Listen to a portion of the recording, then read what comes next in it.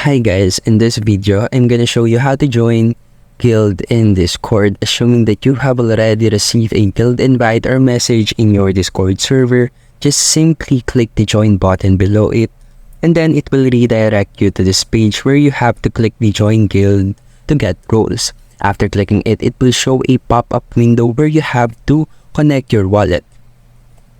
Now, connect your wallet by clicking the connect button and then choose a platform to use. After choosing a platform, you can now select an account for this connection. After finalizing this selection, click the connect button and that's it. You will now be redirected to this pop-up and then just simply click the verify account, and there's another choice for you to connect your social for rewards, but this is not a requirement. After connecting your wallet, click the check access to join and then just wait for this loading screen, and that's it. You are now inside your guild and you can now explore and enjoy its rewards, and thank you for listening.